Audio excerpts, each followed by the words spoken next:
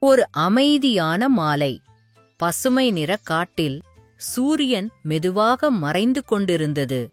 வானம் இளஞ்சிவப்பும் ஆரஞ்சும் கலந்த நிழலாக மாறியது. அந்தக் காட்டின் நடுவே ஒரு குட்டி முயல் துள்ளி துள்ளி விளையாடி சோர்வடைந்து ஒரு பெரிய கொட்டாவி விட்டது. அதிலிருந்து சிறிது தூரத்தில் ஒரு சின்ன எலி கண்களை அழுத்தி தூக்கம் வந்தது போல் தேய்த்துக் கொண்டது. இருவருக்கும் ஒரு பரபரப்பான நாளாக இருந்தது. முயலும் எலியும் ஒரு பெரிய மரத்தின் அடியில் சந்தித்தார்கள்.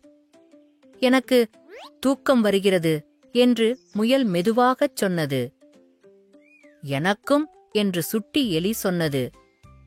அவர்கள் இருவரும் நல்ல சூடான மென்மையான தூங்குமிடத்தை தேடத் தொடங்கினார்கள்.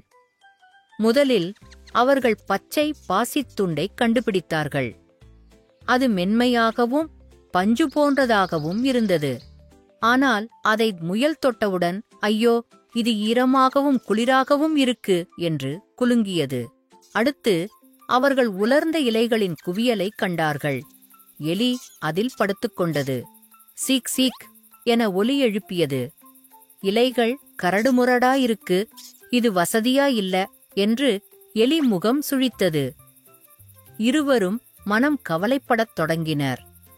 அப்போதுதான் ஒரு மரக்கிளையின் கீழ் மென்மையான இறகுகளாலான ஒரு சிறிய பறவையின் கூட்டைக் கண்டார்கள். முயலும் எலியும் மெதுவாக அந்த பறவையின் கூட்டை நோக்கிச் சென்று உள்ளே நுழைந்தனர். வாவ் என்று முயல் சொன்னது. இது மிகவும் மென்மையாக இருக்கு. முயலும் எலியும் ஒன்றாக சுருண்டு படுத்துக்கொண்டார்கள். வானத்தில் நட்சத்திரங்கள் மின்னியது. மரக்கிளைகள் காற்று மெதுவாக அசைந்தது.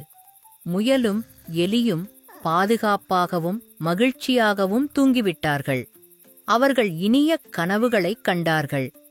நல்ல விஷயங்களைக் கண்டுபிடிக்க நேரம் எடுக்கும். பொறுமையுடன் செயல்பட்டால் சரியானதை நீங்கள் எளிதாக கண்டுபிடிக்கலாம். ஒரு பசுமையான காட்டில் ஒரு குட்டி எலி சுதந்திரமாகவும் சந்தோஷமாகவும் வாழ்ந்து கொண்டிருந்தது. அது தினமும் மலர்களோடு விளையாடி காற்றோடு துள்ளி துள்ளி ஓடி விளையாடியது. தண்ணீரில் குளித்து மகிழ்ந்தது. ஒரு நாள் அந்த காட்டுக்கு ஒரு பெரிய யானை வந்தது.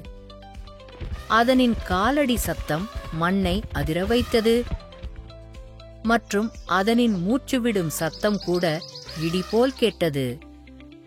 மற்ற விலங்குகள் எல்லாம் பயந்து ஓடி ஒளிந்தன.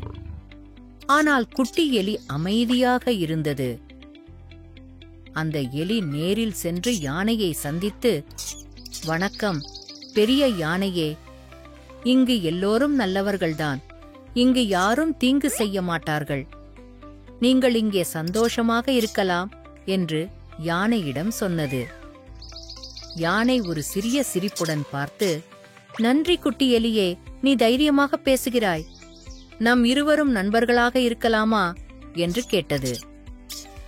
அதற்குப் பிறகு குட்டி எலி யானைக்கு காட்டை சுற்றிக் காட்டியது. அவர்கள் ஒன்றாக விளையாடி மகிழ்ந்தார்கள். நல்ல நண்பர்களாக இருந்தார்கள். ஒரு நாள் எலி ஓர் ஆழமான குழிக்குள் தவறி விழுந்தது.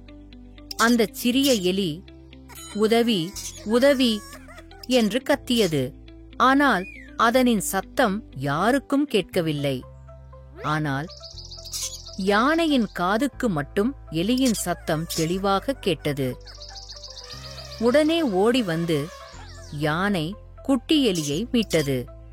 அந்தச் சம்பவத்துக்குப் பிறகு அவர்கள் நட்பு மேலும் வலிமையானது. தினமும் ஒன்றாக விளையாடி ஆடி பாடி கதைகள் பகிர்ந்து கொண்டனர். மற்ற விலங்குகள் எல்லாம் இந்த நட்பை பார்த்து மகிழ்ந்தனர். காட்டில் ஒற்றுமையும் நட்பும் வளரத் தொடங்கின. எல்லா விலங்குகளும் ஒருவருக்கொருவர் நெருக்கமாக வாழ்ந்தனர்.